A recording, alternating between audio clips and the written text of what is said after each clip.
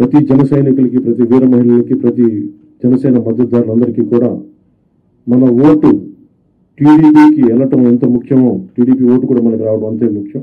Janasena vote ఖచ్చితంగా టీడీపీకి transfer అయితేనే ఈ రాష్ట్రం చాలా అద్భుతంగా ఉంటుంది.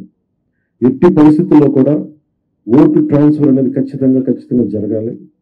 అందుకని ఎలాంటి పొరపక్షాల మధ్యలో 1-2 వచ్చిన వైసీపీ దుష్ట పండాగాల పని ఏదైనా ఎలాంటి విభేదాలు సృష్టించినా వాటిని అందరం సమర్థవంతంగా ఎదుర్కోవడానికి, కలిసికట్టుగా ఎదుర్కోవడానికి మేము పూర్తి సంసిద్ధతగా ఉన్నాం.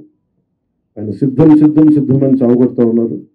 బాబు నీకు యుద్ధం ఇస్తాం. నీకు అది ఎందుకు యుద్ధం చేస్తామంటే ప్రజలు తిరిగి ఆంధ్రప్రదేశ్ని గాడిలో పెట్టడానికి యుద్ధం చేస్తాం. ఇక మనస్ఫూర్తిగా ప్రజలందరికీ కూడా చాలా శుభదినం. మనం ప్రభుత్వాన్ని స్థాపిస్తున్నాం, మనం గెలుస్తున్నాం. జై జనసేన, జై టీడీపీ, జై హింద్.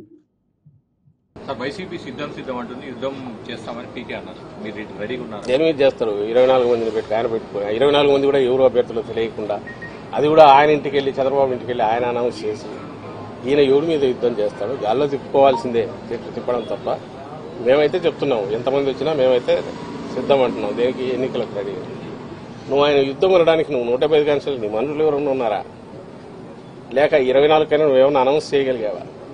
చిలక పలుకులు పలికితే సరిపోతుందా? ఆయన అనుకున్నవి, చంద్రబాబు అనుకున్నవి నేను చిలక పలుకులు పలుకుతున్నాను తప్ప అంతకుమించి తనకు సొంతం ఏమన్నా ఇది ఉంటాయి కదా. ఆ చిలక పలుకుల ద్వారానే ఇన్నాళ్ళు వాళ్ళ మీడియాలో రాసుకోవడం ద్వారా ఒక నెరేటివ్ ఏదో బిల్డ్ చేసే ప్రయత్నం చేశారు. రాష్ట్రంలో ఏదో ఘోరాలు జరిగిపోతున్నాయి. అయితే ఎందుకు నిలబడవంటే నేను ఇంతకుముందు అన్నట్టు 87-90% మంది బెనిఫిట్ అయ్యారు ఇక్కడ రాష్ట్రంలో. ఏదో ఒక రకంగా కన్సిస్టెంట్గా అవుతున్నారు. వెల్ఫేర్ కావచ్చు, డెవలప్మెంట్ కావచ్చు కళ్ళ ముందు కనపడుతుంది. అది కంటిన్యూ కావాలని అందరూ ఓవరాల్ మేము కోరుకుంటున్నారు. కాబట్టి వీళ్ళ ఏ ఎత్తుగడలు వేసినా అవి అయితే నిలబడవు.